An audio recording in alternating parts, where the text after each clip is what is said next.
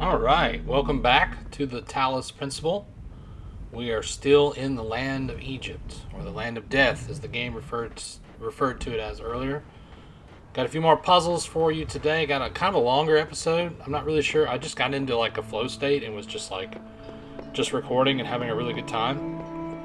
And so I just kept playing. And so I guess I could have cut this into two episodes, but I don't know. I was on a roll, so I just kept on going. Of course, you might watch some of these puzzles and think he doesn't look like he's on a roll, but I felt good solving them and I was having a good time, so I just kept going.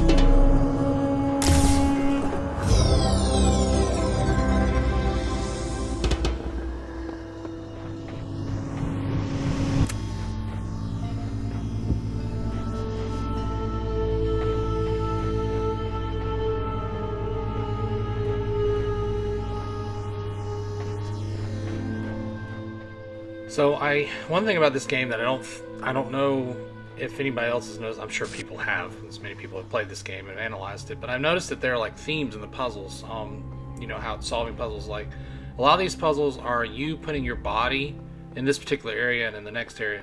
It's about putting the body of the character between the laser, like blocking the laser with the player's body or with a box or something, and then using trying to rush to whatever is being deactivated before it reactivates. So one of the things that I really appreciate in this game is that they don't just theme the environments, they theme the puzzles. You unlock new puzzle elements slowly as they progress, so it's like a really good progression in this game for the gameplay, and I just like it. And some of the puzzles are longer and more in-depth by design. Some of them are designed to be quick and easy, like you go in and in like 3 minutes you got it solved.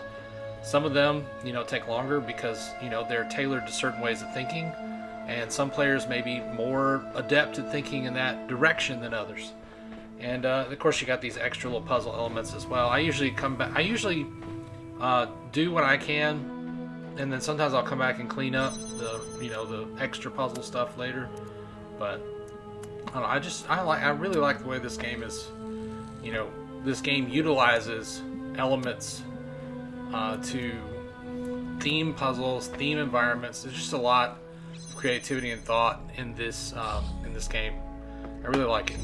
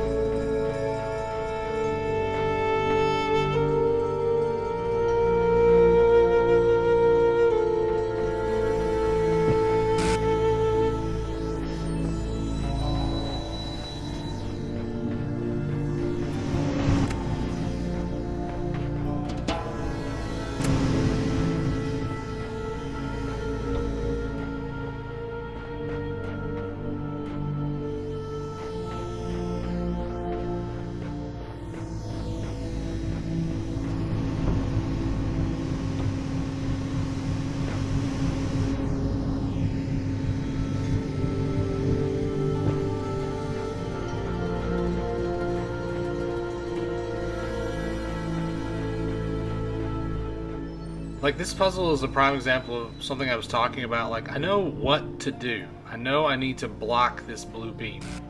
The issue is just setting up how to do it. So like you walk in and intuitively you often know exactly what you need to do. You just have to figure out how to use the tools that you're given to do it. And this is in this particular puzzle, like I was missing a piece, and like I could tell I was missing something until I kind of explored some more, and I found the extra box in that area over there. So it's just a lot of creativity going on here. I just really like the way they set these things up. And it's easy to miss things, and then you feel like you're stuck, but you're not actually stuck. You're just missing a piece of the puzzle, and you just have to find it.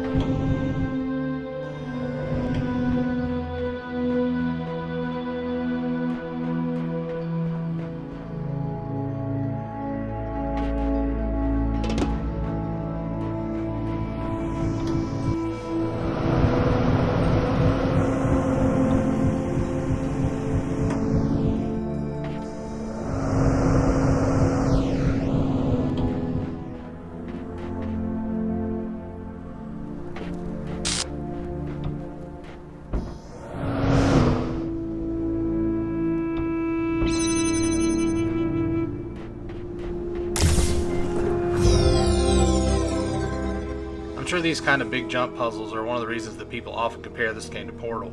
And, there definitely similarities between this game and Portal. And, Portal was probably a partial inspiration, or I'm sure an inspiration for the puzzles in this game and the type of gameplay. But, I feel like that the puzzles are very different in some ways. Like, Portal's puzzles are very physics dependent. And not all these puzzles are... Some of these puzzles are physics dependent, but there's a less focus on the physics and more on the utilizing the different tools, in the environment to, like, where does this piece go? What does this need to do? Where do I need to set this part? So it's a very similar but very different game all at the same time.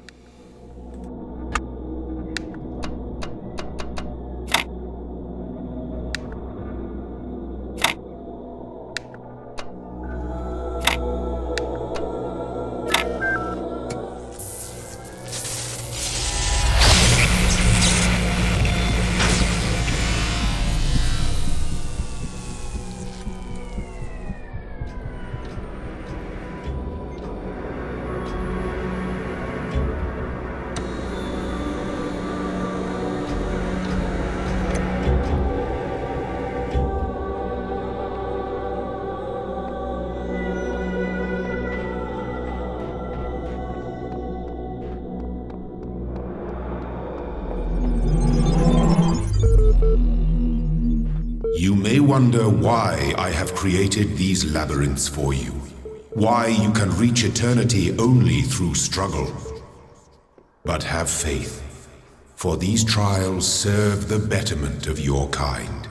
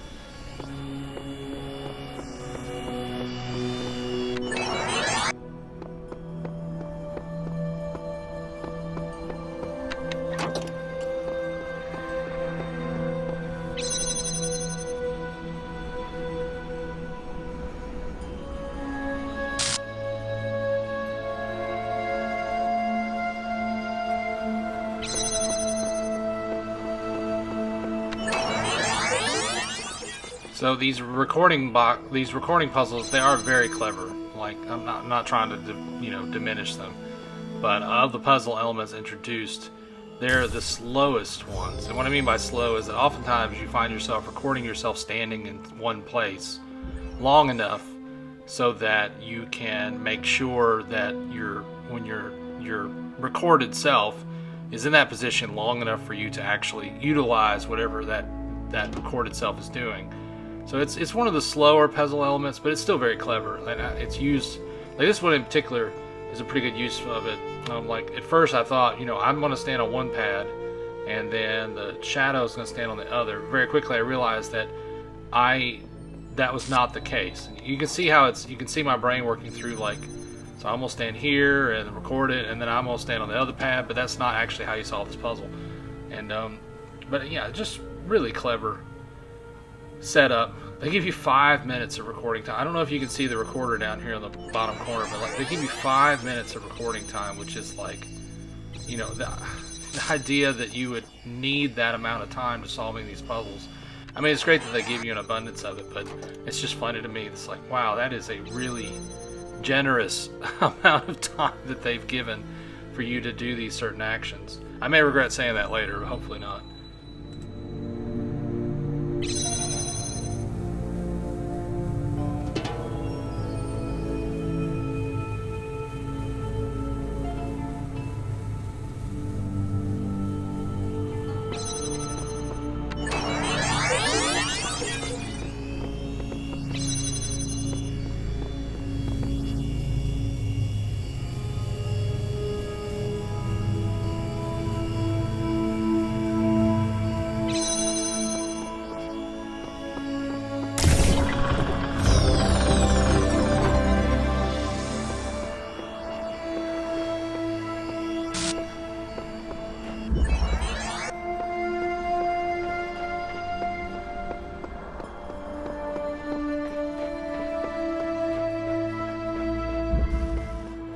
And the making the avatar an android is a really, or not an android, or a robot, or android, or machine, or whatever you want to refer to it as. It's such an interesting choice narratively, and I really like where it takes the game from a philosophical level, because this game is dealing with philosophy and what does it mean to be human, and can humanity be transferred to something else? Like, could you have a successor to humanity that was human but was also not human, in the sense that they're not made out of the same materials, hence the name the Talos principle, and the philosophy involved in that. There's a lot of philosophical reasons for having a robotic avatar, but I think one of the things that is done on purpose that is not necessarily brought up in the narrative is just how uncanny it is to see the doppelgangers, or like little holograms running around. I think that it is intended because, like, they play with the sound in order to make it more unnerving experience. And so this idea is a human playing these robots who is trying to become human. It's just something, the strategy there in the storytelling is interesting. I think I'd be really interested in, I've been trying to look up some information about this game online as I've been writing my review, especially since a game that deals with philosophy as much as this one does. And I haven't really found very good sources for it yet. I'm still digging, obviously, and I'm still in the very early stages of writing because I'm not very far into the game yet, or I don't think I'm very far. I think I'm in the second area. I don't remember how many total areas there are. And if I intend to play the DLC, which I haven't ever completed the DLC before, that's even more game. But I've already been in the research stage, and I was surprised at how little presence this game has online compared to something like Celeste or Hollow Knight. Or I guess I can understand why it wouldn't be as big as Hollow Knight, but like, with the philosophy aspect, people are very focused on psychology and choice in games and things like that. And this game nails all that while also getting into philosophy.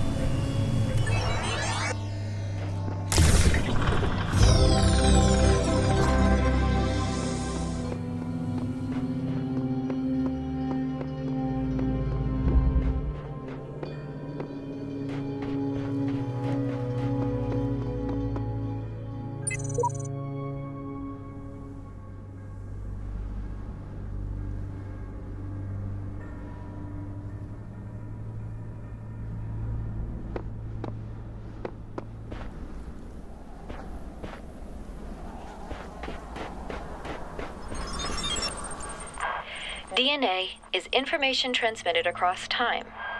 The living and the dead are part of the same chain, bound together by chemistry. That's true of all species. But humanity has taken this bond further. Thanks to technology, we have access to the thoughts and ideas of people whose physical bodies are long gone. Like you listening to me now. Even though I'm definitely dead at this point, you're part of that chain. You have the capacity to remember.